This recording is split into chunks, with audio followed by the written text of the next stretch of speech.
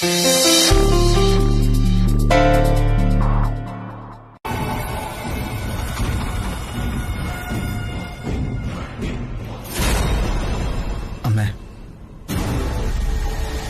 അമ്മേ,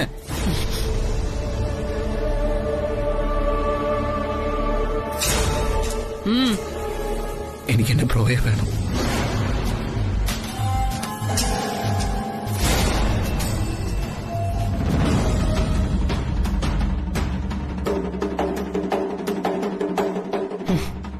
ബ്രോയോ? ഇന്നലെ പാതിരാത്രി കഥയിൽ തട്ടി വിളിച്ചൊരുത്തി ചോദിച്ചത് അവൾക്ക് അവളുടെ ഭർത്താവിന് വേണമെന്ന. ഇപ്പോ നിനക്ക് നിന്റെ ബ്രോയെ വേണം. നിങ്ങളൊക്കെ എന്നെക്കുറിച്ച് എന്താ വിചാരിച്ചു വെച്ചിരിക്കുന്നത്? അമ്മേ, ഞാനൊരു തർക്കത്തിനോ വഴക്കിനോ ഒന്നിനുമില്ല. എനിക്കെന്റെ ബ്രോയെ വേണം, അതേ ഞാൻ പറഞ്ഞുള്ളൂ. അരവിന്ദ്, നീ എന്നെ വീണ്ടും കോമാളിയാക്കാണോ? ഞാൻ ആരെ എങ്ങും പൂഴ്ത്തി വെച്ചിട്ടില്ല. കൃഷ്ണേട്ടൻ എന്താ ഇതൊന്നും കേൾക്കുന്നില്ലേ? അച്ഛനൊന്നും പറയില്ല. അരവിന്ദ്, അരവിന്ദ് പ്ലീസ്, എന്തൊക്കെയാ അരവിന്ദ് ഈ പറയുന്നേ? നീ തന്നെ നോക്കണേ, ഈ രണ്ടുപേരും മാറി മാറി നോക്ക്. മകനെ കാണാനില്ലെന്ന് പറഞ്ഞപ്പോ തകർത്തിരിക്കുന്ന അച്ഛന്റെ മുഖഭാവം നീ ശ്രദ്ധിച്ചില്ലേ? ആ മുഖഭാവമാണ് ഈ അമ്മയ്ക്ക്. അണിഞ്ഞൊരുങ്ങി പൂവും ചൂടി നിക്കണ നോക്ക്. വല്ല കൂസലുണ്ടായി മുഖത്ത്. സ്വന്തം മകനെ കാണാതായ ഒരു പെറ്റമ്മയുടെ വേദനയുണ്ടോ ആ മുഖത്ത്? അരവിന്ദ്, അരവിന്ദ് ഒന്ന് അടങ്ങ്. അരവിന്ദ്, വേണ്ട.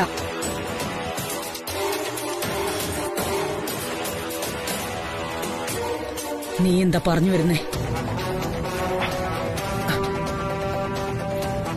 എന്റെ ബ്രോയെ കാണാതായതിന്റെ പിന്നിൽ എനിക്ക് സംശയം അമ്മ.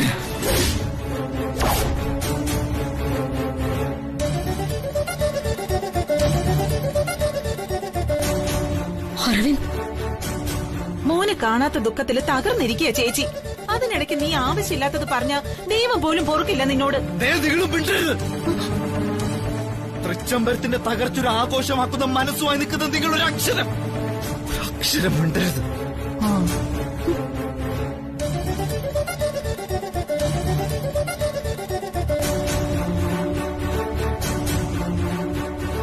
സത്യം പറയാമേ, അമ്മ എന്റെ ബ്രോയെ എവിടെ കൊണ്ട് ഒളിപ്പിച്ചു വെച്ചിരിക്കുന്നത്?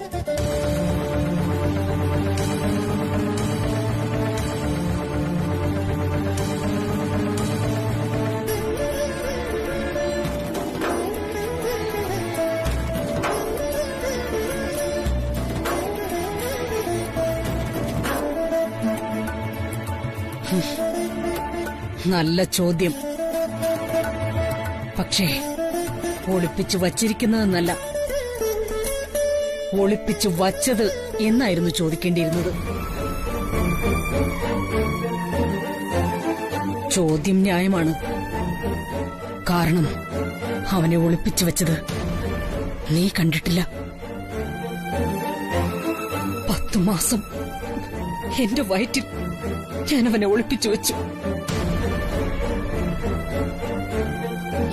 അതുപോലെ തന്നെ നിന്നെയും. പക്ഷേ അതവൻ കണ്ടിരുന്നു. അതുകൊണ്ട് നിന്റെ ചോദ്യമൊന്നും അവന്റെ ഭാഗത്തുനിന്നും ഉണ്ടാവില്ല.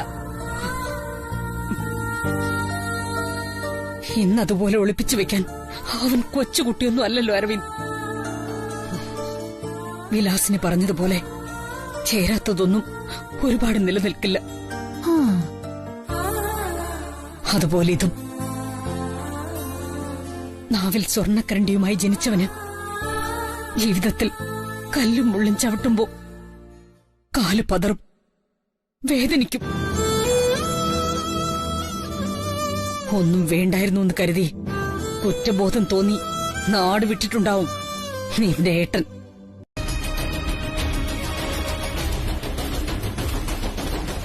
ആനന്ദ് എവിടെ?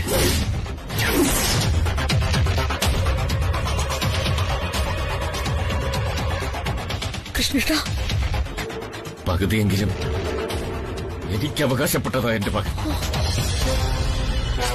അവന്റെ മിസ്സിങ്ങിന് പിന്നിൽ നീ ആയിരിക്കുമെന്ന് അരവിന്ദ് സംശയിച്ചാൽ അവനെ കുറ്റം പറയാൻ പറ്റില്ല. കാരണം വെറുതെയാണെങ്കിലും നീ എന്നോട് പറഞ്ഞതാ കുടുംബത്തിന്റെ അഭിമാനമാ വലുത്. അതിന് സ്വന്തം മകനെ കൊല്ലേണ്ടി വന്നാലും നീ തയ്യാറാകുമെന്ന്.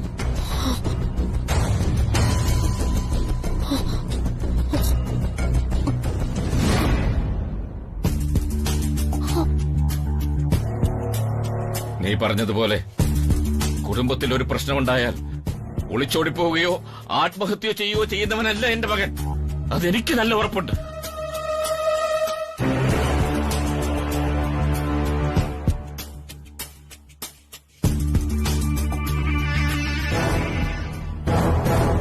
എനിക്ക് എന്റെ മകനെ വേണം.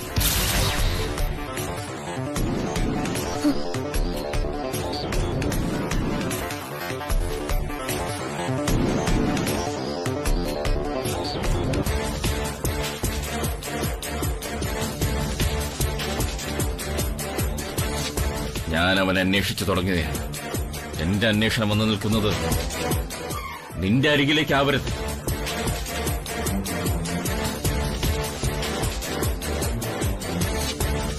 അങ്ങനെയായാൽ ഞാനൊരച്ഛൻ മാത്രമായിട്ട് മാറിയെന്ന് വരും.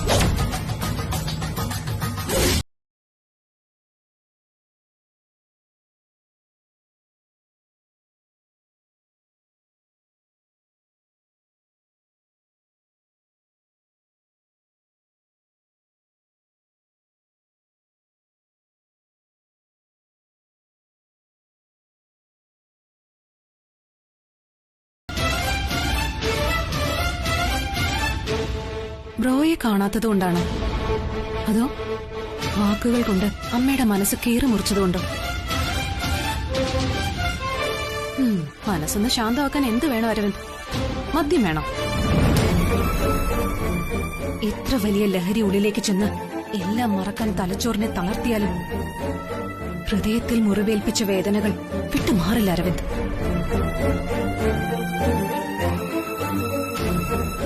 അതെ, അത് അമ്മയാ. ആഴമളക്കാൻ പറ്റാത്ത സ്നേഹത്തിന്റെ കടൽ. ആ അമ്മയോട് അരവിന്ദ് അങ്ങനെ സംസാരിച്ചത്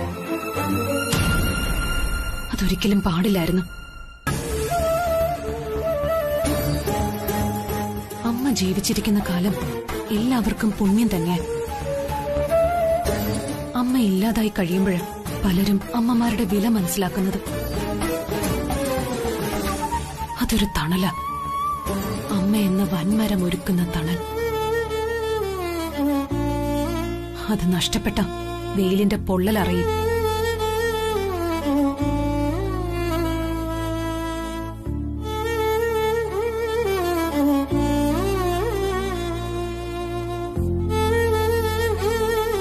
എന്റെ അനുഭവങ്ങൾ തീരെ കുറവായിരിക്കും.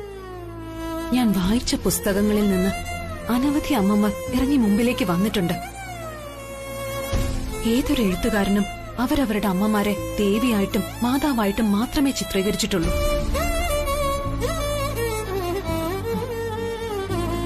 അമ്മയെന്ന് പറഞ്ഞ ഭൂമിയാണ്, സ്നേഹം വിളയുന്ന ഭൂമി.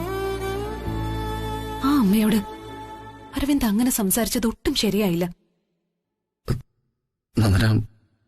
ഞാൻ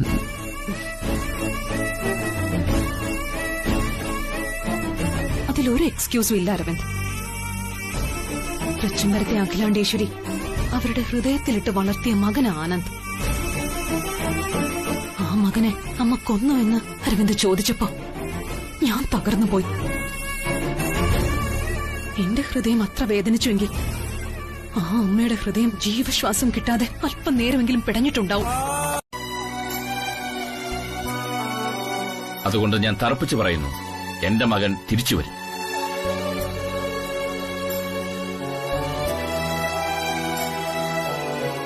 കാണാതായിരിക്കുന്നത് ഒരു സാധാരണക്കാരനെയല്ല, ലോകമറിയുന്ന ഒരു ബിസിനസ്സുകാരനെ. അവൻ ജ്വലിച്ചു നിൽക്കുന്ന സൂര്യനായതുകൊണ്ട് ഇരുട്ടിന്റെ ശക്തികൾക്കൊന്നും അവനെ തകർക്കാൻ കഴിയില്ല. എന്തിന്? ഒന്ന് തൊടാനോ അരികിലേക്ക് എത്താനോ പോലും കഴിയില്ല. നോക്ക്, നിങ്ങൾ ഒറ്റയ്ക്കല്ല. ഒരു വെളിപ്പാടകലെ ഞാനുണ്ട്. ഒരു അമ്മായി അച്ഛനായിട്ടല്ല, അച്ഛനായിട്ട്, അച്ഛന്റെ കരുതലോടെ. എന്താ, എന്റെ വാക്കുകൾ വിശ്വാസമായില്ലേ നിനക്ക്? എന്നാൽ ഇനി ആവശ്യമില്ലാത്ത ചിന്തകളൊന്നും വേണ്ട. രണ്ടുപേരും സ്വസ്ഥമായിട്ട് ഉറങ്ങും. അല്ല, നിങ്ങൾ എന്തെങ്കിലും കഴിച്ചായിരുന്നു? ശരി.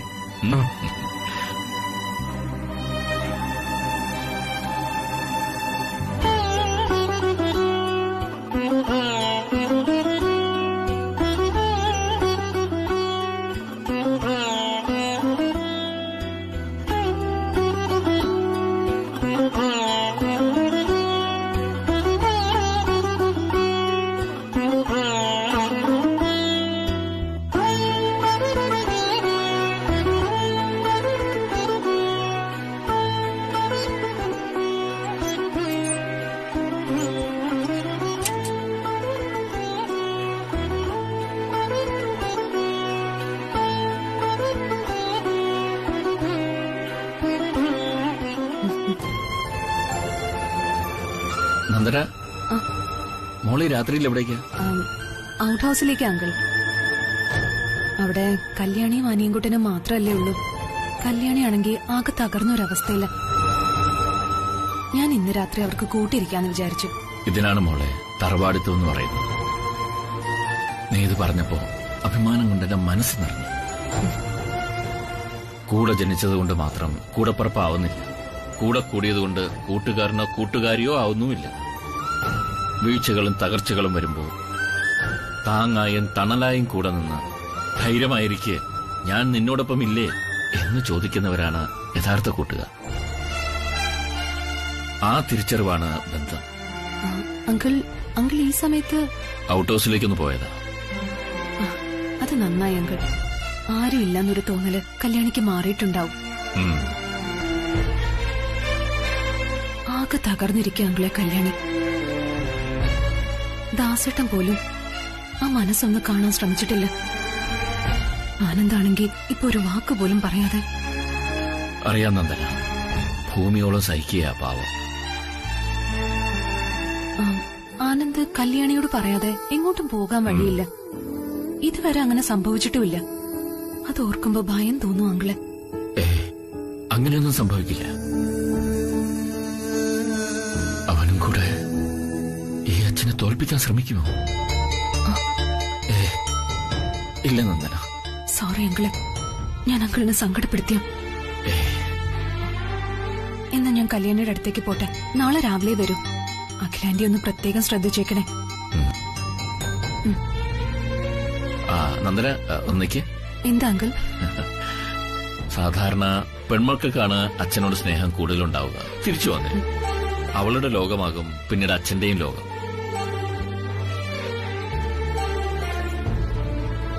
അഖിലയോട് പറഞ്ഞില്ലെങ്കിലും അങ്ങനെ ഒരു മകളെ കിട്ടാത്തതിന്റെ സങ്കടത്തിലായിരുന്നു. പക്ഷേ ഇപ്പോൾ ആ സങ്കടം മാറി. കഴിഞ്ഞ ജന്മത്തിലെ എന്റെ മകളായിരിക്കാം ഇപ്പോൾ എന്റെ മരുമകളായി ഇങ്ങനെ മുമ്പിൽ നിൽക്കുന്നത്.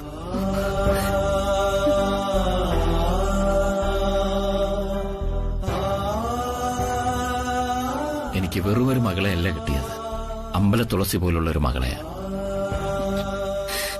ഞാൻ കരുതുന്നത് നീ അച്ഛന്റെ ജന്മപുണ്യമാണെന്ന്. മോളെ,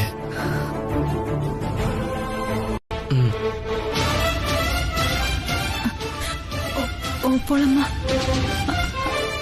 അച്ഛൻ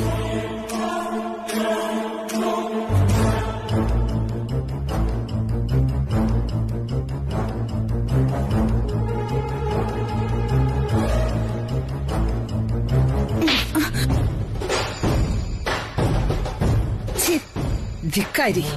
ഓപ്പോളമ്മയോ? ഇനി എന്നെ അങ്ങനെ വിളിച്ചു പോകരുത്. എവിടുന്ന് കിട്ടിയിട്ട് നിനക്ക് ഇത്ര തന്റെ ഇടം? ആര് പഠിപ്പിച്ച ഇത്തരം ശീലങ്ങള്? കരയരുത്, എന്നു മുമ്പിൽ കരഞ്ഞു കാണിക്കരുത്.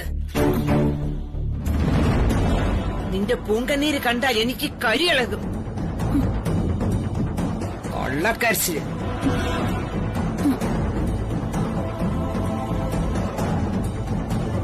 അടക്കവും ഒതുക്കവും ചൊല്ലുവിളി ഉണ്ടായിരുന്ന പെണ്ണാണ്.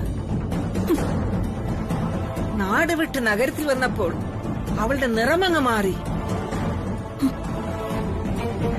ആ തൃച്ചംബരത്തിന്റെ തിളക്കം കണ്ടപ്പോൾ അവളങ്ങ് നെകളിച്ചുപോയി. തന്തയും വേണ്ട, കുടുംബക്കാരും വേണ്ട. ഞാൻ ഒരക്ഷരം മിണ്ടരുത്. മിണ്ടാനുള്ള അവസരം ഞാൻ തരികയാണെങ്കിൽ അപ്പോൾ മിണ്ട. ദേ, എന്റെ അടുത്ത് നെകളിപ്പ് കാണിച്ചാൽ അടിച്ച് ഞാൻ പല്ല് തെറിപ്പിക്കും, പറഞ്ഞേക്കാം. എന്നെ നിനക്ക് നന്നായിട്ട് അറിയാലോ.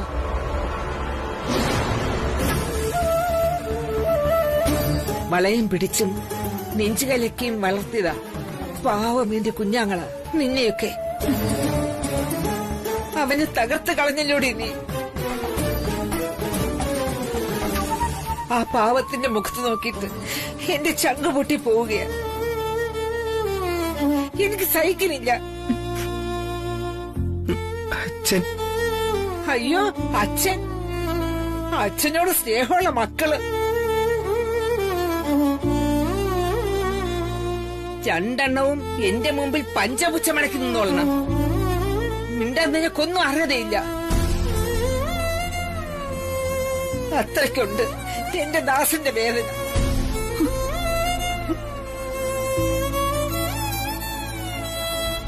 അവൻ പൊന്നുപോലെ വളർത്തിയതല്ലേടി നിന്നെ. അവൻ നിങ്ങൾക്ക് വേണ്ടി മാത്രമല്ലേ ജീവിച്ചത്. എന്നിട്ടും നീ അവനെ കണ്ണീര് കുടിപ്പിച്ച് കളഞ്ഞല്ലോടി.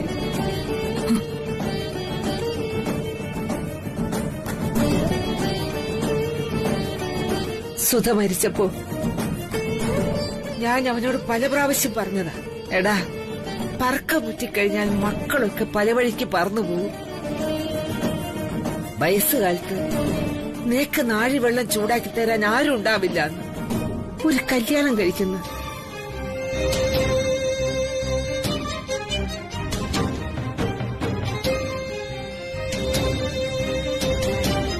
അമ്മ മരിച്ചു കഴിഞ്ഞപ്പോ മൂത്ത ചേച്ചിയായ ഞാനായിരുന്നു അവന്റെ അമ്മ.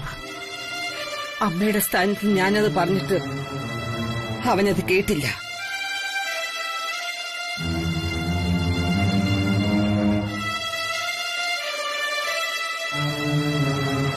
അവൻ പറഞ്ഞതെന്താണെന്ന് അറിയാമോ?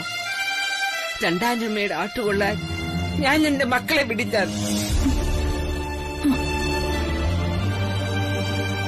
എന്റെ മക്കൾ എന്റെ നിധികളാണ്, അവരെന്റെ ജീവനാണെന്ന്.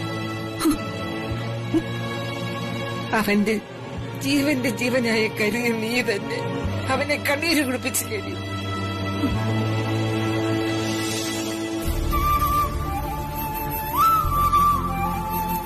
പറയടി. ഇതിലും നല്ലത് അവന് കുറച്ച് വിഷം കലക്കി കൊടുക്കാമായിരുന്നില്ലേ? ഞാൻ അവനോ ഞാനോ നിന്നിൽ നിന്നും ഇത് തീരെ പ്രതീക്ഷിച്ചിരുന്നില്ല.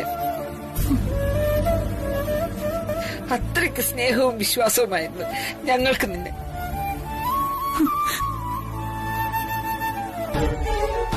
കൊമ്പത്തെ തൃച്ചംബരം കണ്ടപ്പോൾ അവൾ അച്ഛനെയും മറന്നു, ഇന്നലകളെയും മറന്നു. കർക്കടക കാറ്റ് വീശും. അതിൽ ആടി ഒലിഞ്ഞു പോകാതെ നിന്നാലേ ആവണി നിലാവ് കാണാനൊക്കും. അച്ഛാ, പിറന്നു വീണ അന്ന് മുതൽ അച്ഛൻ ഈ പറഞ്ഞ കർക്കിടക്കാറ്റോ ആവണി നിലാവൊന്നും ഒറ്റയ്ക്ക് കണ്ടിട്ടില്ല ഞാൻ. ഇടം കൈയിൽ എന്റെ ബ്രോയുടെ കരുതലോടുള്ള ഒരു പേടിയുണ്ടായിരുന്നു. ഇതുവരെ അരവിന്ദ് ഒന്നിനും ഭയന്നിട്ടില്ല അച്ഛാ, പതറിയിട്ടില്ല. കാരണം അർജുനെ പോലെ ഒരു കൂടപ്പുറപ്പുണ്ട് എനിക്ക്. മോനെ, അവൻ അർജുനൻ തന്നെയാണ്. അച്ഛനോടും കൂടപ്പുറപ്പുകളോടും നീതി മാത്രം കാണിച്ച അർജുനൻ. അവൻ മടങ്ങി വരും, എന്റെ മകനായിട്ട്, നിന്റെ ഏട്ടനായിട്ട്. ഈ ശ്വാസം ഇന്നും നിലയ്ക്കാതിരിക്കുന്നത് അത് കാണാനാണ്. പ്രതീക്ഷയാണ് മോനെ ജീവിതം മുന്നോട്ട് കൊണ്ടുപോകുന്നത്. ഉത്തരങ്ങളെല്ലാം നമുക്കറിയാമെങ്കിലും അത് ആത്മവിശ്വാസം നൽകണമെന്നില്ല. എന്നാൽ എല്ലാ ചോദ്യങ്ങളെയും നേരിടാൻ നമ്മൾ തയ്യാറായാൽ ആത്മവിശ്വാസം തന്നെ വരും. എന്റെ മകൻ മടങ്ങി വരില്ലെന്ന് ഒരു നിമിഷം തോന്നിപ്പോയാൽ അതായിരിക്കും ഈ അച്ഛനകത്തേക്ക് വിളിച്ചെടുക്കുന്ന അവസാനത്തെ ശ്വാസം.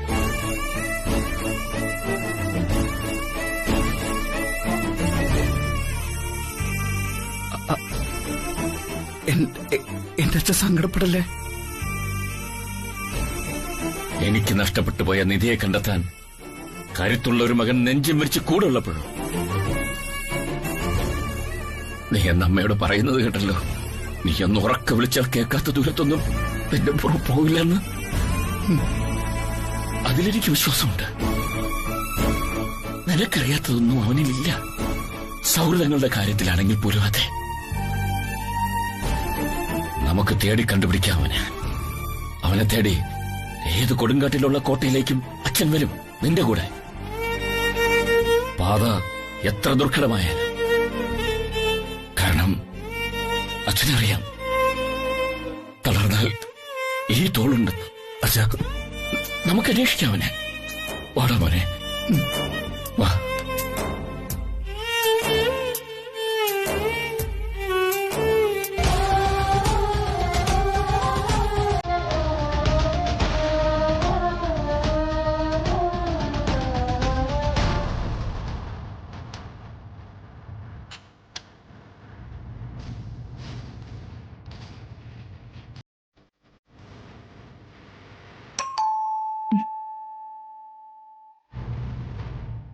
ആരാ ഈ സമയത്ത്? പ്രിയങ്ക തിരിച്ചു വരാൻ സമയമായിട്ടില്ലല്ലോ.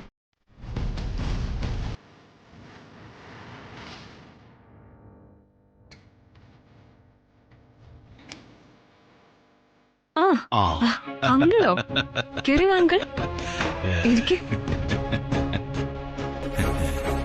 ഇരിക്കങ്കിൾ. എപ്പോഴും വളരെ സീരിയസ് ആയി നടക്കുന്ന അങ്കിളിന് എന്താ ഇന്നൊരു ചിരി? മനസ്സിന് ആഹ്ലാദം പകരുന്ന വാർത്തകളല്ലേ കേട്ടോണ്ടിരിക്കുന്നേ, എങ്ങനെ സന്തോഷിക്കാതിരിക്കും? എന്തായാലും നിന്നെ ഞാൻ സമ്മതിച്ചിരിക്കുന്നു. അങ്കിളിന് വലിയൊരു കൺഗ്രാറ്റ്സ് പറയാൻ കാത്തിരിക്കായിരുന്നു. അപ്പോഴാ തിരിച്ചഭിനന്ദിക്കുന്നത്. ശത്രുക്കളെ തകർക്കാൻ യുദ്ധതന്ത്രങ്ങൾ മാറ്റിവെച്ച് കൗശലങ്ങൾ പ്രയോഗിക്കുന്ന ഒരു ബുദ്ധിരാക്ഷസൻ. ആനന്ദനെ കൊണ്ടുപോയി കൊന്നു കരിച്ച് ചാരം കടലിൽ ഒഴുക്കിയിട്ടായിരിക്കും ഒന്നും അറിയാൻ പാടില്ലാത്തതുപോലെ ശാന്തനായി വന്ന് എന്റെ മുമ്പിൽ ഇരിപ്പിരിക്കുന്നത്. അങ്കിളിന് ഞാൻ എന്തെങ്കിലും കുടിക്കാൻ എടുത്തിട്ട് വരാം.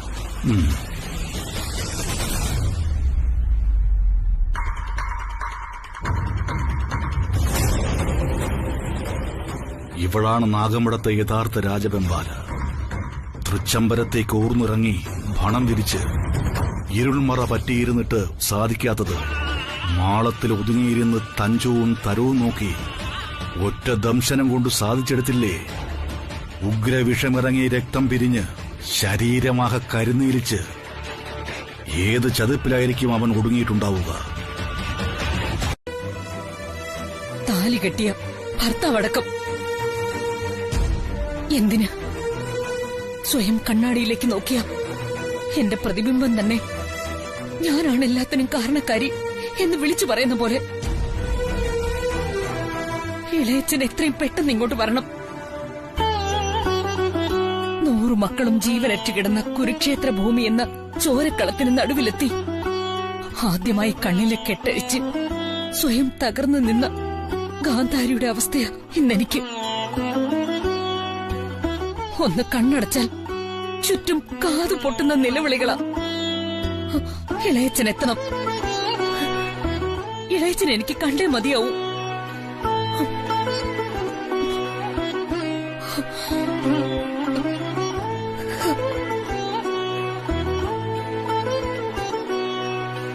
പിടിവാശികളുടെ ഇടയിൽ സ്വന്തമായുള്ളത് എന്നേക്കുമായി അകന്നു പോകുമ്പോഴേ നഷ്ടത്തിന്റെ ആഴമറിയാൻ കഴിയും. ഗാന്ധാരി എന്ന ആ അമ്മ വിചാരിച്ചിരുന്നുവെങ്കിൽ ഹസ്തിനപുരത്ത് ആ യുദ്ധമുണ്ടാകില്ലായിരുന്നു. പിടിവാശിയും അധികാരഭ്രമവും ഹസ്തിനപുരിയെ തകർത്തതുപോലെ പാരമ്പര്യവും കുടുംബമഹിമയും തൃച്ചംബരത്തിന്റെ തൂണുകളെ ഇളക്കി തുടങ്ങി. ഇനി അത് പാടെ നിലംപതിക്കാൻ അല്പം ദൂരം മാത്രം.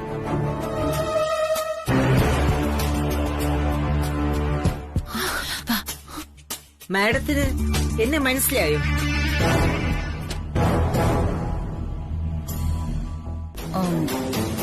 എവിടെയോ കണ്ടു മറന്ന മുഖം. അഖിലേ, മനസ്സിലല്ലേ നിനക്ക്? ദാസിന്റെ ഓപ്പോളാ. ഓ, ദാസേട്ടന്റെ ഓപ്പോളോ? ഓപ്പോളോ? ഇരിക്കൂ. വേണ്ട. ഇരിക്ക്. ദാസ് ഇവിടുത്തെ വെറൊരു ഡ്രൈവറല്ല, തൃച്ചംബരത്തെ ഒരാളാ. ദാസിന്റെ ഓപ്പോൾ ഇരിക്കെ.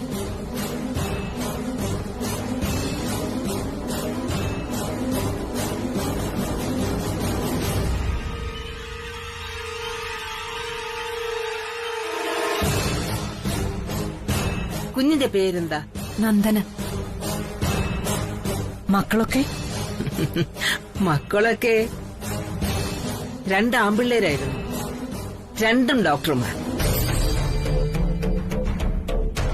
ഒരുത്തൻ ഓസ്ട്രേലിയയിൽ അങ്ങ് തങ്ങി.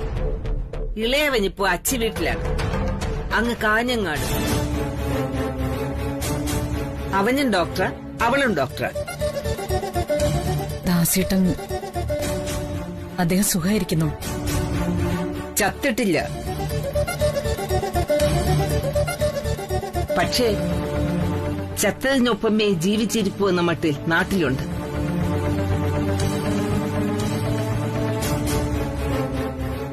ആ, ഞാനിപ്പോ ഇങ്ങോട്ട് വന്നത് ചില കാര്യങ്ങൾ ചോദിക്കാനും പറയാനുമാണ്. അവൻ എന്ത് തെറ്റാ ഈ തൃച്ചംബരത്തോട് ചെയ്തത്? ദാസേട്ടൻ തെറ്റ് ചെയ്തതായി ഞങ്ങളാരും പറഞ്ഞിട്ടില്ലല്ലോ. പിന്നെ ആരാ തൃച്ചംബരത്തോട് തെറ്റ് ചെയ്തത്? അവന്റെ മകൾ കല്യാണിയോ?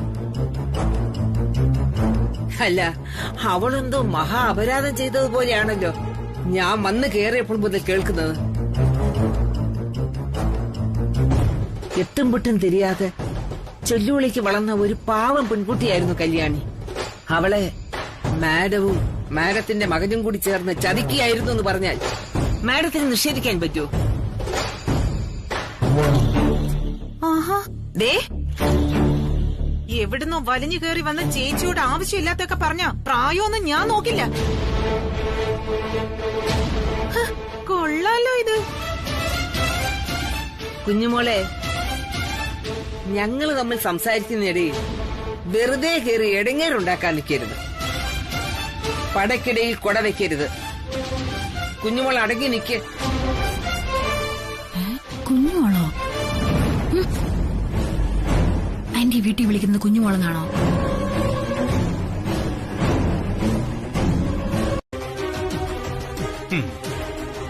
അവനു വേണ്ടി അസ്ത്രം ഒരുക്കി വച്ചത് ഞാനായിരുന്നു. ആ അസ്ത്രം ശത്രുവിന് നേരെ പായിക്കും മുമ്പേ അവൻ പടനിലത്ത് എവിടെയോ വീണു കഴിഞ്ഞു. ഇനി ഉത്തരം പറയേണ്ടത് ബാക്കി 4 പേരാണ്.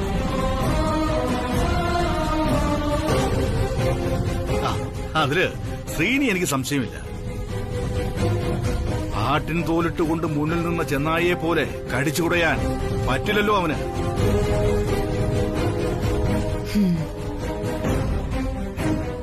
അപ്പോ പിന്നെ നിങ്ങൾ 3 പേര്, 3 പേരിൽ ആരാണ് അവനെ കൊന്നത്? ദേ, ഏതായാലും തൃച്ചംബരം തറവാട്ടിലെ അവന്റെ ഇളയമ്മയായ ഞാനായിരിക്കില്ലല്ലോ. അപ്പൊ പിന്നെ ബാക്കി നിൽക്കുന്നത് ഈ 2 പേരാ. അവരെ അങ്ങ് സംശയിച്ചാ മതിയാവും.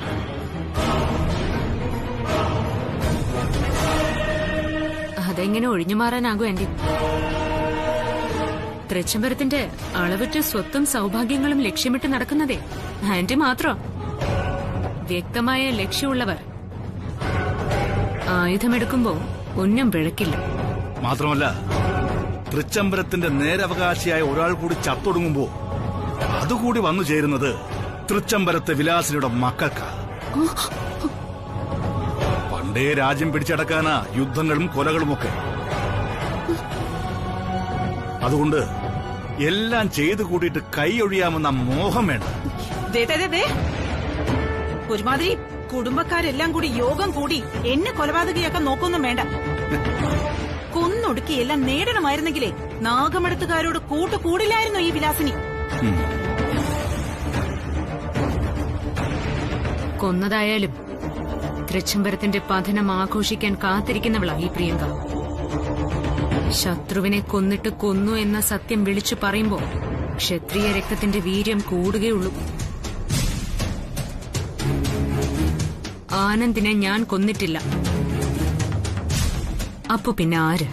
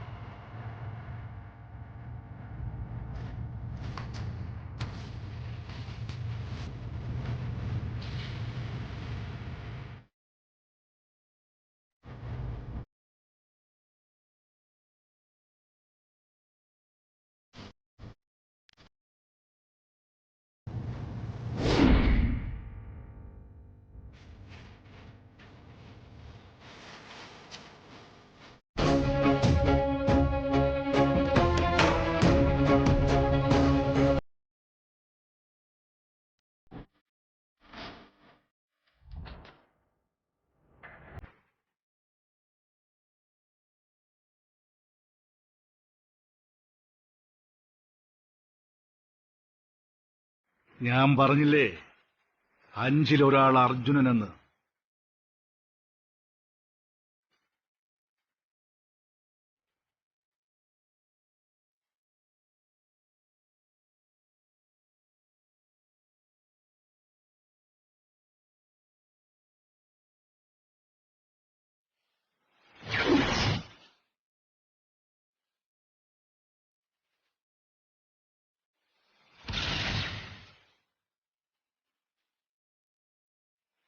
എല്ലാവരും ഒരുമിച്ച് നിൽക്കണം.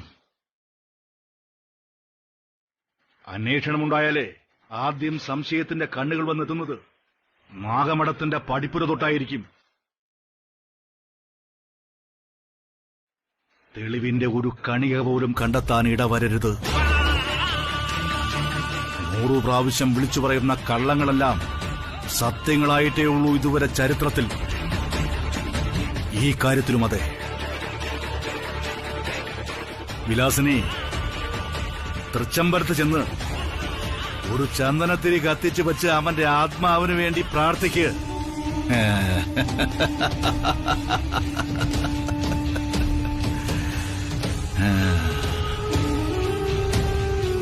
അത്രത്തോളം ഭർത്താവിന്റെ ആയുസ് കൂടുമെന്ന്. ഞാൻ കല്യാണം കഴിഞ്ഞ് കൃത്യം 7ാമത്തെ വർഷം താലി കഴുത്തിൽ നിന്ന് അഴിച്ചു മാറ്റേണ്ടി വന്നോളാം. 7 വർഷമേ ജീവിച്ചിട്ടുള്ളൂ ഞാൻ എന്റെ ഭർത്താവിനോടൊപ്പം. ഉറങ്ങാൻ കിടന്നതാ കൂടെ. നേരം വെളുത്തപ്പോൾ എന്നോടൊരു വാക്കുപോലും പറയാതെ, എത്ര വിളിച്ചിട്ടും വിളി കേൾക്കാതെ തണുത്തുറഞ്ഞ രീതിയിൽ കിടക്കുകയായിരുന്നു. പറക്കമുറ്റാത്ത കുഞ്ഞുങ്ങൾ സങ്കടപ്പെടുമല്ലോ എന്ന് കരുതി എനിക്കൊന്ന് ഉറക്കെ കരയാൻ പോലും പറ്റിയില്ല. ആരൊക്കെയോ ചേർന്ന് എന്റെ സിന്ദൂര രേഖയിലെ കുങ്കുമം തുടച്ചു മാറ്റിയപ്പോൾ രക്തം പൊടിഞ്ഞത് എന്റെ കണ്ണുകളിൽ നിന്ന്. പിന്നെ സിന്ദൂര രേഖയിൽ കുങ്കുമിട്ട് നിൽക്കുന്ന സ്ത്രീകളെ കാണുമ്പോൾ ഭാഗ്യവതികൾ എന്ന് എന്റെ മനസ്സറിയാതെ പറഞ്ഞു പോകുമായിരുന്നു.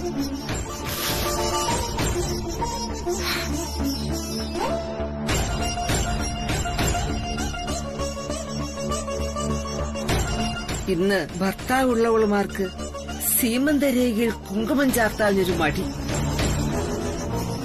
പക്ഷേ നീ അങ്ങനെ ആകരുത്. ഇനി നിന്നെ ഇങ്ങനെ കണ്ടേക്കരുത് എന്റെ മുന്നിൽ. പോടി. ഭർത്താവ് ചത്തിട്ടില്ലെന്ന് നിനക്ക് ബോധ്യമുണ്ടെങ്കിൽ പോയി സീമന്തരേഖയിൽ കുങ്കുമം ചാർത്തി വാ. പോ.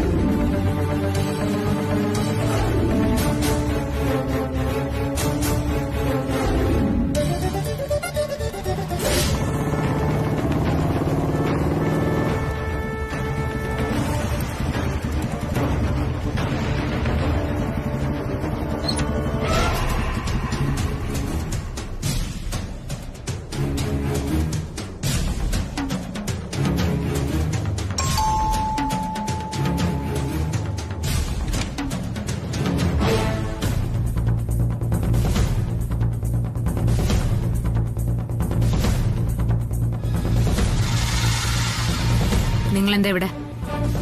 എവിടെയാണ് എന്റെ ബ്രോ? ചോദിച്ചത് കേട്ടില്ലേ?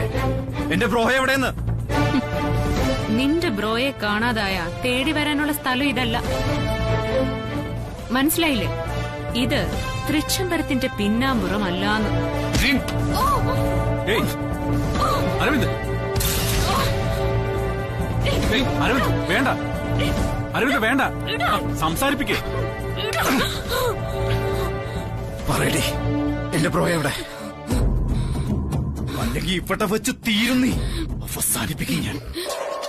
എന്റെ വീട്ടിൽ കയറി വന്ന് എന്നെ ഭീഷണിപ്പെടുത്തുന്നോ? കഷ്ടം. തൃച്ചംബരത്തെ നിന്റെ തറവാട്ടിൽ ഞാൻ ആരാണെന്ന് അറിയിക്കാതെ അജ്ഞാതവാസം നടത്തിയപ്പോ പോലും നിന്നെ ഭയന്നിട്ടില്ല ഞാൻ. പിന്നെയാ ഞാൻ കരം കൊടുക്കുന്ന എന്റെ സ്വന്തം വീട്ടിൽ വന്ന് നിന്റെ ഈ പേടിപ്പിക്കൽ. അരവിന്ദ്, തൃച്ചംബരത്തിനെതിരെ ഓരോന്ന് പ്രവർത്തിക്കുമ്പോഴും നിന്നെ തേടി ഞാൻ വരാതിരുന്നതേ നിന്നെ ഭയന്നിട്ടൊന്നുമല്ല. വന്ന അടുത്ത സൂര്യോദയം കാണാൻ നീ ഉണ്ടാവില്ലെന്നുള്ള ഉത്തമ ബോധ്യം എനിക്കുള്ളതുകൊണ്ടാ. ഇന്ന് എന്നെ കൊണ്ട് അത് ചെയ്യിക്കരുത്. അതുകൊണ്ട് മര്യാദയ്ക്ക് പറഞ്ഞു, എന്റെ ബ്രോ എവിടെ? പ്രിയങ്കേ, ഇപ്പൊ നിന്നെ തേടി വന്നത് കൊല്ലിലും കൊലയ്ക്കും ഒന്നുമല്ല. ആനന്ദ് എവിടെ? നിങ്ങൾ അവനെ എവിടെ ഒളിപ്പിച്ചിരിക്കുന്നത്? ആഹാരത്തിന് ശേഷം മധുരം കഴിക്കണം. ഇത് ഞാൻ ജയന്തിക്ക് വേണ്ടി പ്രത്യേകം വാങ്ങിച്ചു വെച്ചതാ. അയ്യോ, നോക്കട്ടെ. അയ്യോ, ശ്ശോ, ഒന്ന് പോ, എനിക്ക് വയ്യ. ദാ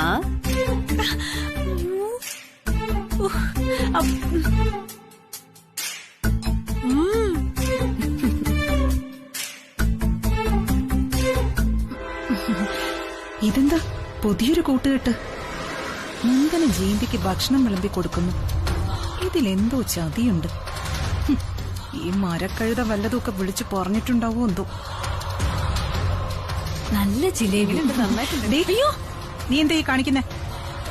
നന്ദനെ കൊണ്ട് ആഹാരം വിളമ്പിക്കുന്നു. നീ ആരാണ് ഇവിടുത്തെ കെട്ടിലമ്മയോ? ദേ, ഈ ഇരിക്കുന്നതേ ഞങ്ങളുടെ ഒരേ ഒരു മരുമകളാ, തൃച്ചംബരത്തിന്റെ അടുത്ത അവകാശി. ആന്റി, ഞാൻ ജയന്തിക്ക് ആഹാരം വിളമ്പി കൊടുത്തതാ, അല്ലാതെ ജയന്തി എന്നെ കൊണ്ട് വിളമ്പിച്ചതൊന്നും അല്ല. എന്തിനാ ആന്റി അസൂയപ്പെടുന്നത്? ചിലരുടെ സ്നേഹം നമ്മൾ അറിയാൻ വൈകും. വൈകി വന്ന ബന്ധവാ ഞാനും നന്ദനും തമ്മിലുള്ള ബന്ധനം. ഓ, പുതിയ ബന്ധനോ? എഴുന്നേക്കടി ഇവിടുന്ന്. മലയാളം എഴുതാനും വായിക്കാനും അറിയാത്തവളാ സാഹിത്യം പറയുന്ന. ഇവിടെ ഒരുത്തനെ കാണാതായിട്ട് ദിവസങ്ങൾ കഴിഞ്ഞു. ഞാനും ചേച്ചിയൊക്കെ മനസ്സൊരുക്കി നടക്കുക. അപ്പോഴാ അവളുടെ ഒരു സദ്യയൂണ്. അസൂയ പിടിച്ച ആന്റി. എഴുന്നേക്കടി അവിടുന്ന്. ഈ സ്വീറ്റ്സ് ഒന്ന് കാലിയാക്കിക്കോട്ടെ. ആന്റി നന്ദന, ഇതിൽ ഇടപെടണ്ട. ഇവളെ ഞാൻ കുറച്ച് നാളായി ശ്രദ്ധിക്കുക. വാടി ഇവിടെ വരാൻ. വാ ഇങ്ങോട്ട്. ആന്റി ഇതും കൂടി വേണ്ട. വാ. വീട് ആന്റി. ഇങ്ങോട്ട് വാടി. കൈ ഇങ്ങോട്ട് നീട്ട്. പിന്നോ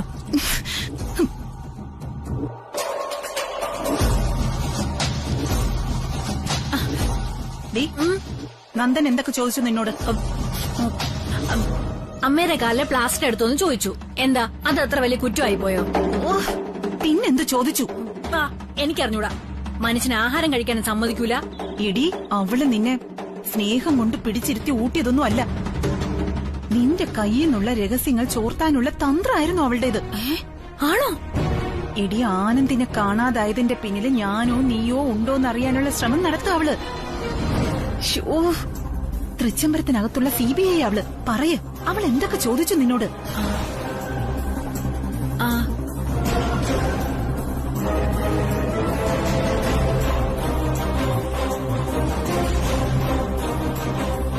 കഴിക്ക് ജയന്തി.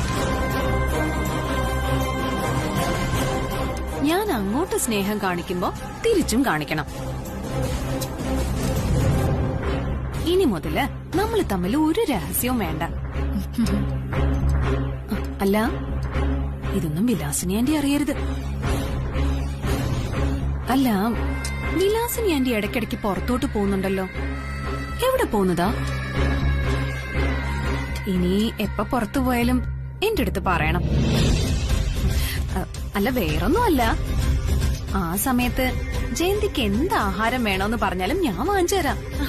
അയ്യോ, അതിനെന്താ? ആന്റി ഇവിടുന്ന് എപ്പോ പുറത്തു പോകുന്നു ആ സമയത്ത് തന്നെ ഞാൻ വിളിച്ചു പറയാം. അയ്യോ, പിന്നെന്ത് ചോദിച്ചു അവള്? പിന്നെ പിന്നെ മതിയോ ജയന്തി? ആഹാരം ഇനിയും കൂടുതൽ കഴിക്കണമെന്ന് തോന്നുന്നുണ്ടെങ്കിലേ ഒരു ടോണിക് ഉണ്ട്. അഖിലാന്റി ഒക്കെ കഴിക്കുന്ന ഒരു ടോണിക്കാ. അതിന്റെ പേര് ഓർത്ത് വെച്ച് ജയന്തിക്ക് ഞാൻ വാങ്ങിത്തരാം. അയ്യോ, അതൊന്നും വേണ്ട. അതെനിക്കറിയാം. ആ ടോണിക്ക് അത് വിലാസനയുടെ കയ്യിലുണ്ട്. ഇരുമ്പ് ടോണിക്കല്ലേ?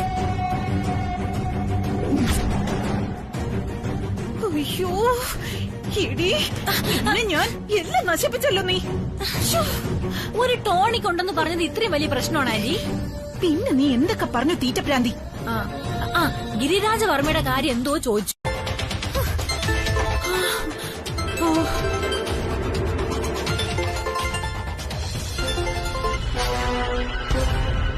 എന്താ പ്രിയങ്കേ? ആന്റി, ഞാനൊരു കാര്യം പറയാനാണ് വിളിച്ചത്. പറയ്. ഞാൻ പറയുന്ന കാര്യം ശ്രദ്ധിച്ചു കേൾക്കണം. ഹലോ, വ്യക്തമാവുന്നില്ലല്ലോ.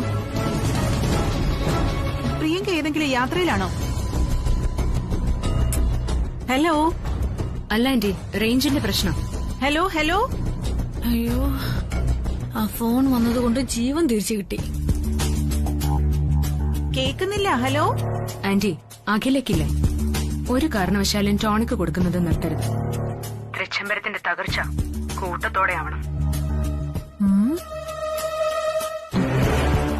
അത് ഞാൻ ഏറ്റു. നമ്മുടെ ലക്ഷ്യം മറന്നു പോകരുത്. ഞാൻ ഒന്നുകൂടി ഓർമ്മിപ്പിച്ചെന്നേ ഉള്ളൂ. നീ ലക്ഷ്യത്തിലെത്തുമ്പോഴാ എന്റെ വിജയം.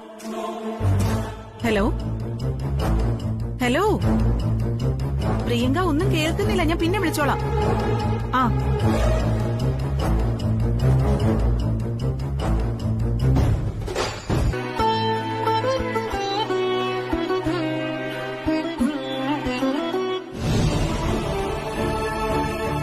അമ്മേ, എന്റെ വലിയ കുഞ്ഞ് ജീവിച്ചിരിപ്പുണ്ടോ അമ്മേ? കണ്ണടച്ച കാതിലൊരു തരം നിലവിളികളെ കേൾക്കണേ. മനസ്സില് വെള്ള പുതച്ച രൂപങ്ങൾ. എന്താ അമ്മ ഇതൊക്കെ?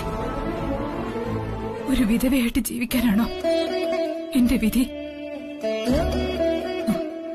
വിധവയുടെ വെള്ള വസ്ത്രം ധരിച്ച് ഒരായുഷ്കാലം മുഴുവൻ ജീവിച്ചു തീർക്കാൻ ഞാനുണ്ടാവില്ല. വല്യുഞ്ഞില്ലാതെ ഈ ലോകത്തെനിക്ക് പറ്റില്ല അമ്മേ. വല്യുഞ്ഞിന്റെ ശബ്ദമില്ലാതെ, ഗന്ധമില്ലാതെ ഈ ചുവരുകൾക്കുള്ളിൽ എനിക്ക് ശ്വാസം മുട്ടുക.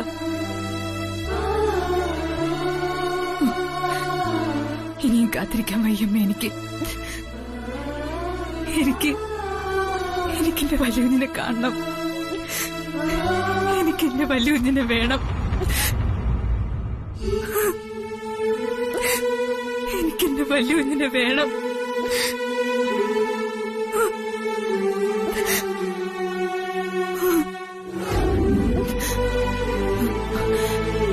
എനിക്കെന്റെ വല്യുഞ്ഞിനെ വേണം.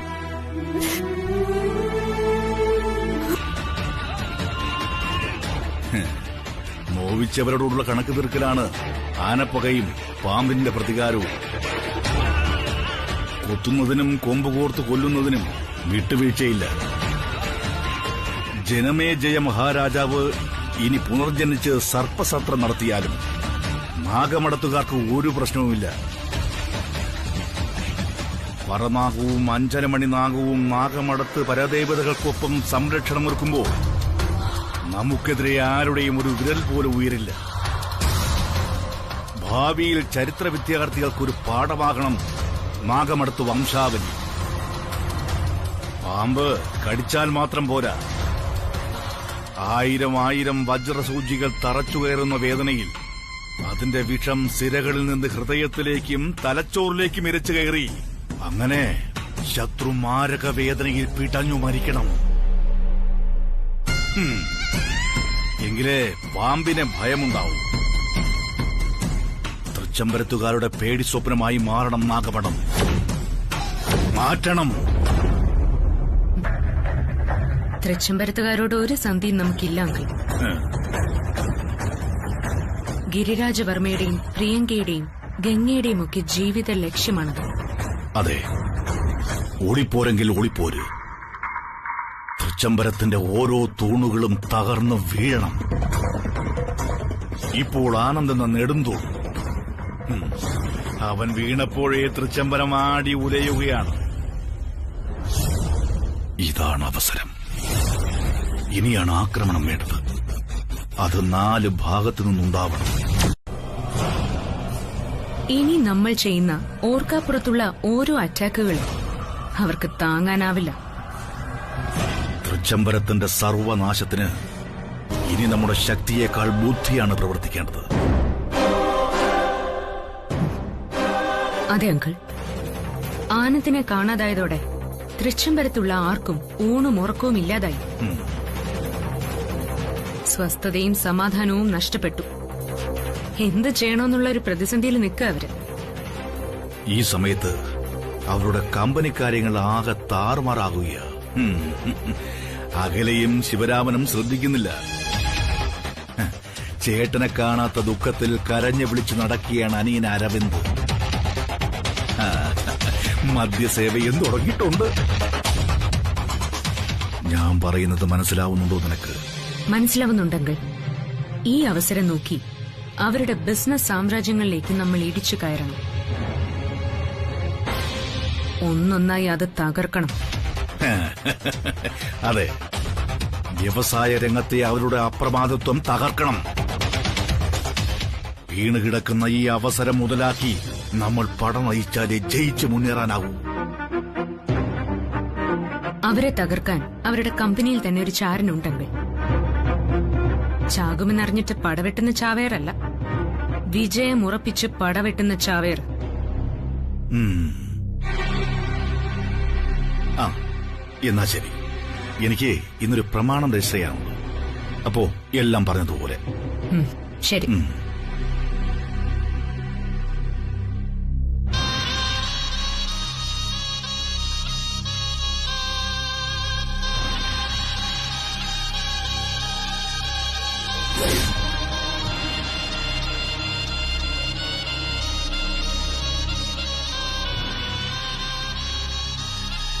അതെ, നമ്മളിങ്ങനെ ഭിന്നിച്ച് നിൽക്കാനുള്ളവരല്ല, നമ്മളിങ്ങനെ ഒന്നിച്ച് നിൽക്കാനുള്ളവരാ.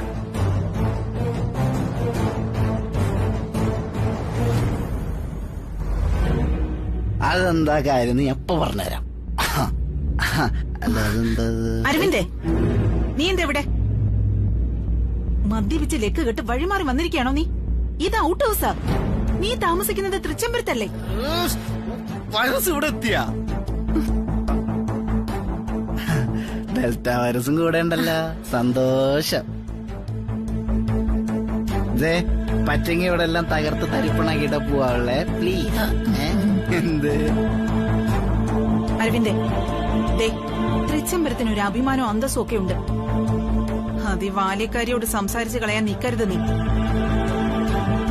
ഇത്രയും നാളും പകല് മദ്യപാനം ഇല്ലായിരുന്നു, ഇപ്പൊ അതും തുടങ്ങി. ഒരു മുടിയനായ പുത്രൻ. അത് കണ്ട് ആസ്വദിക്കാൻ കുറെ ആൾക്കാരും. വാ, എഴുന്നേക്ക്, വാ. കൈവിടരുത്, എന്റെ അടുത്തേക്ക് വന്നരുത്. ഓപ്പളമേ, എന്റെ ബ്രോയില്ലേ അത് ചേട്ടനെ അന്വേഷിച്ചിറങ്ങി ഒരു അനിയൻ, അത് 4 കാലല്ലേ. നീ ചേട്ടനോട് കാണിക്കുന്ന ഈ സ്നേഹമേ വെറും അഭിനയമാണ്, വെറും അഭിനയം. ഒരുമാതിരി സംസാരിച്ചാണ്ടല്ലോ, വാക്കുകളൊക്കെ സൂക്ഷിച്ചു ഉപയോഗിക്കണം. സൂക്ഷിച്ചു തന്നെയാണോ ഉപയോഗിക്കുന്നത്? നീ ചതിയനാണ്, ചതിയൻ.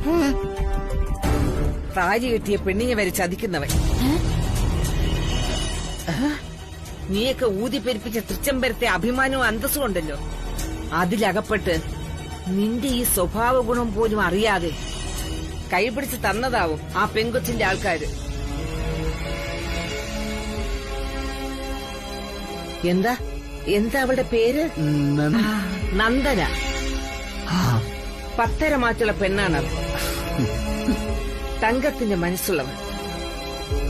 അങ്ങനെയുള്ളൊരു പെണ്ണിനെ കെട്ടാനുള്ള ഒരു യോഗ്യതയും നിനക്കില്ല. അതേടാ, നിന്നെപ്പോലുള്ള ഭർത്താക്കന്മാര് സ്വന്തം സന്തോഷത്തിന് വേണ്ടി ഇങ്ങനെ കുടിച്ച് വേച്ച് നടുറോഡിൽ ഉടുതുണി പോലും ഇല്ലാതെ നടക്കുമ്പോൾ നീയൊക്കെ താലി കെട്ടിയ ഭാര്യമാരുണ്ടല്ലോ, അവരെ പാതാളത്തിലേക്ക് ചവിട്ടി താഴ്ത്തപ്പെടുകയാണ്. വിളിച്ചോണ്ട് പോടി ഇവനെ. അശാന്തികളുടെ ഏതോ പാതിരാവിൽ ദുസ്വപ്നങ്ങൾ കണ്ടെഴുന്നേറ്റപ്പോ എല്ലാ ഭീകരതകളുമുള്ള ഒരു കൊടുങ്കാട്ടിലാക്കപ്പെട്ട ഭയം, ആർത്തിയോടെ കടിച്ചു കയറി നിൽക്കുന്ന വന്യമൃഗത്തിന്റെ മുരളൻ. എന്താ അങ്കിളിത്? സുബ്രു, ഉറക്കമില്ല സുബ്രു. ക്ഷീണം കൊണ്ട് മയങ്ങിപ്പോയാൽ ഞാൻ കാണുന്ന ദുസ്വപ്നങ്ങളാണിതൊക്കെ. എല്ലാം കൊണ്ടും സൗഭാഗ്യവനായ ഞാൻ ഇന്ന് സമാധാനമില്ലാതെ ഉഴലുകയാണ്. എന്തു പറയും ഞാൻ? വിധിയെന്നോ അതോ ഉജ്ജന്മ പാപമെന്നോ? മോനെ, നീ എനിക്ക് അന്യനല്ല. എന്റെ മക്കളുടെ ഒരാളായിട്ടേ കണ്ടിട്ടുള്ളൂ നിന്ന് ഞാൻ. കയ്യും കാലും വിട്ടടിക്കുന്ന അവസ്ഥയാണ് എനിക്ക്. തീരെ അടുത്തെങ്ങുമില്ല, പിടിച്ചു നിൽക്കാൻ ഒരു കച്ചിത്തുരുമ്പ് പോലുമില്ല. എങ്ങനെ ഞാൻ കര പറ്റും?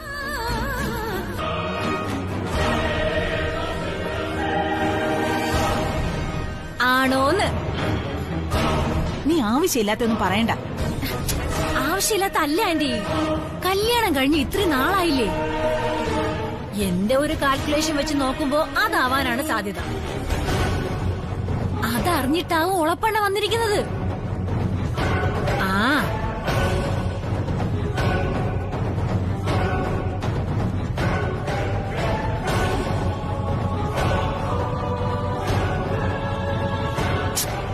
ഇതിൽ ഇത്ര ആലോചിക്കാൻ എന്തിരിക്കുന്നു? ആന്റി 2 പിള്ളേർ അമ്മയായതല്ലേ. അതിന്റെ ലക്ഷണശാസ്ത്രമൊക്കെ ഞാൻ പറഞ്ഞു തരേണ്ട കാര്യമുണ്ടോ?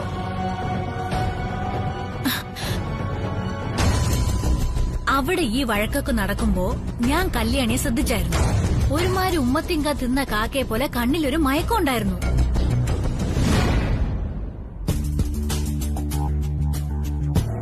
നീ പറഞ്ഞത് ശരിയാ. അവിടെ ആ പ്രശ്നമൊക്കെ നടക്കുമ്പോ അവൾ ഒന്നിലും ഇടപെടുന്നുണ്ടായിരുന്നില്ല. അതെ അതെ, ആന്റി അങ്ങനെ ഓരോന്നോരോന്നായിട്ട് ആലോചിച്ച് നോക്കിയേ. സംഗതിയുടെ കിടപ്പ് അങ്ങനെയാണെങ്കിൽ കാര്യങ്ങളൊക്കെ ആകെ കുഴപ്പമാവുമല്ലോ. വാൽ നക്ഷത്രം. പുറത്തുനിന്ന് സഞ്ചരിച്ച് പ്രധാന ഗ്രഹങ്ങളുടെ അടുത്തെത്തുമ്പോൾ സഞ്ചാരപഥത്തിൽ സാരമായ മാറ്റം വരുത്തുന്ന ധൂമകേതു. അതുതന്നെയല്ലേ വിലാസിനിക്ക് ഏറ്റവും അനുയോജ്യമായ പേര്. അതെ അതെ. സൂര്യനോടടുക്കുമ്പോൾ സ്വയം നശിച്ചു പോവുകയോ എന്നേക്കുമായി എരിഞ്ഞു കളയപ്പെടുകയോ ചെയ്യുന്ന വാൽ നക്ഷത്രം. അമ്മാവനും അനന്തരവളും ബഹിരാകാശ പഠനം നടത്തുകയാണോ? അതെ ആന്റി, സ്വയം എരിഞ്ഞുടയ്ക്കാൻ വിധിക്കപ്പെട്ട വാൽ നക്ഷത്രത്തെക്കുറിച്ച് ചർച്ച ചെയ്യുമായിരുന്നു. ഇന്നെന്താ ആന്റി, ആന്റിക്കൊരു സന്തോഷഭാവം? അഖിലാന്റി വീണോ അതോ ശിവരാമൻ അറ്റാക്കായോ? ഈ പറഞ്ഞ രണ്ടെണ്ണത്തിനും പൂച്ചയുടെ ജന്മം. ഉടനെ എങ്ങും ചാവുന്ന ലക്ഷണമൊന്നും ഞാൻ കാണുന്നില്ല. അതെ, ഇപ്പൊ അതൊന്നുമല്ല സംഭവം. തൃച്ചംബരത്ത് അഖിലാണ്ടേശ്വരിക്ക് ഒരു അനന്തരാവകാശി വരാൻ പോകുന്നു എന്നൊരു സംശയം.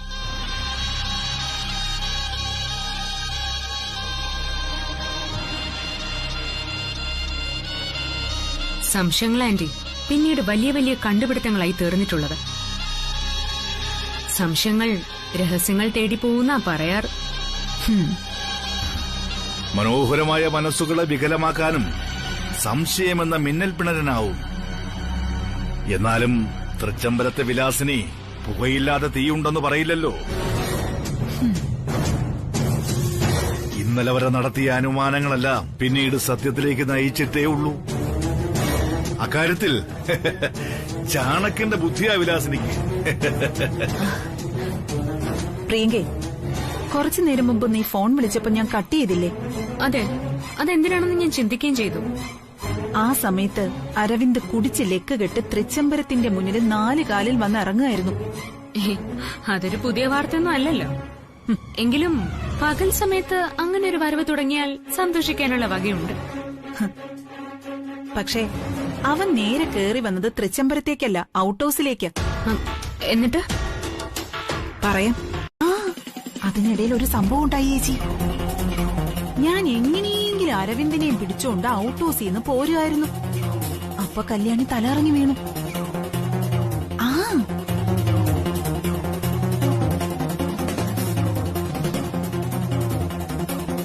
അതെ ചേച്ചി, അവള് തലചുറ്റി വീണു. അതിനിപ്പോ ആനന്ദ് അച്ഛനാവാൻ പോകുന്നതിന്റെ ലക്ഷണമാണോ എന്തോ.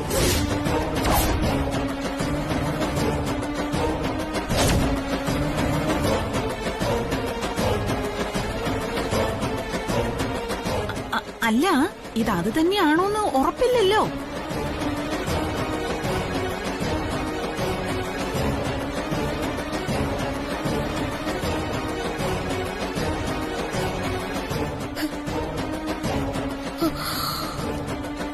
അതറിയണം ചേച്ചി. എങ്ങനെയെങ്കിലും അതറിഞ്ഞു ഉറപ്പിക്കണം. അല്ലെങ്കിൽ ആനന്ദിനെ കാണാതായ സ്ഥിതിക്ക് അവരാ ജീവനെ ഇല്ലാതാക്കാൻ നോക്കൂന്നുള്ള കാര്യം ഉറപ്പല്ലേ. പ്രത്യേകിച്ച് ആ ഓപ്പോളം അത് ചെയ്യിപ്പിക്കും. അതെ, അവരുടെ മോനില്ലേ ഇന്ത്യയിലെ ഒരു പ്രശസ്ത ഗൈനക്കോളജിസ്റ്റാ. മാത്രമല്ല ഇവർക്ക് ഒട്ടുമിക്ക വൈദ്യങ്ങളും അറിയാം. അതനുവദിക്കാൻ പാടില്ല.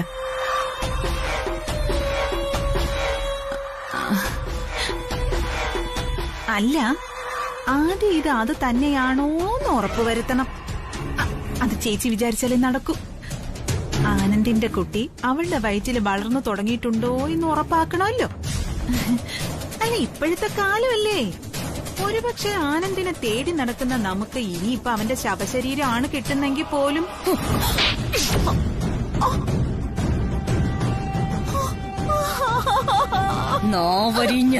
അയ്യോ, ആനന്ദിന് എന്തെങ്കിലും സംഭവിക്കുമെന്നല്ല ഞാൻ പറഞ്ഞത്. ആനന്ദിന്റെ രക്തത്തിൽ ഒരു കുഞ്ഞിനെങ്കിലും കിട്ടുമെന്ന് ഞാൻ പറഞ്ഞതാ.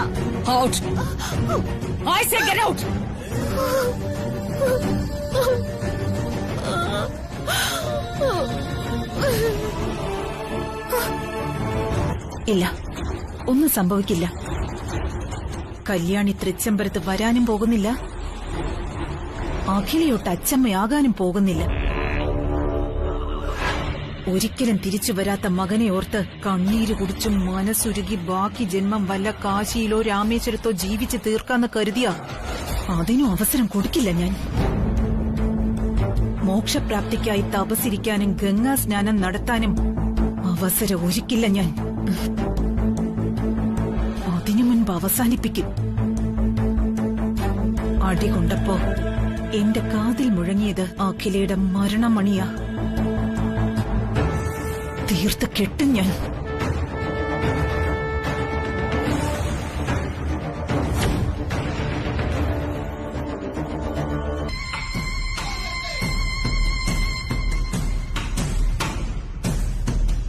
എന്താ അങ്കിൾ, വന്ന നേരം മുതൽ ഗഹനമായ ആലോചനയിലാണല്ലോ. ആനന്ദിന്റെ തിരോധാനത്തിന് പിന്നിൽ ആരാണെന്ന് ഉത്തരം കിട്ടാത്തത് തന്നെയാണ് ഈ ആലോചനയ്ക്ക് കാരണം. അങ്കിൾ, എന്താ? ജരാനരകൾ ചിന്തകളെ ദുർബലമാക്കി തുടങ്ങിയ.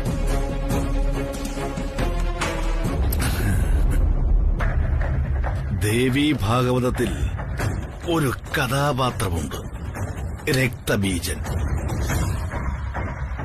തല്ലിക്കൊന്ന് കഷ്ണം കഷ്ണമാക്കി എറിഞ്ഞാലും ഒരു തുള്ളി രക്തം മതി അവൻ ഉയർത്തെഴുന്നേറ്റു വരാൻ.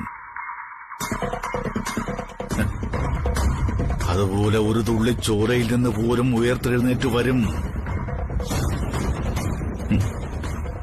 എന്റെ കാര്യമല്ല, തൃച്ചമ്പലത്തുകാരുടെ കാര്യമോ പറഞ്ഞത്. ആ ഭാവങ്ങളൊക്കെ മാറി അങ്കിള്. ഗ്രഹണം ആരംഭിച്ചിരിക്കുക. അഖിലയുടെ പ്രതാപത്തിന്റെ നാളുകൾ അസ്തമിച്ചു. സ്വസ്ഥതയും സമാധാനവും നഷ്ടപ്പെട്ടിട്ട് നാളുകൾ എത്രയായി പ്രിയങ്കേ. പണ്ട് സ്വർഗമെന്ന് അവർ ആഘോഷിച്ചിരുന്ന തൃച്ചംബരം ഇന്ന് നരകമാ. അവരുടെ കാരണവും അവർ പരിപാലിച്ചുകൊണ്ടിരുന്ന പഴയ തൃച്ചംബരമല്ല. ഇന്നത് വെറും ചെകുത്താൻ കയറിയ വീടാ. ഇത്രയൊക്കെ ആക്കാൻ പറ്റിയില്ലേ, അത് നമ്മുടെ വിജയം.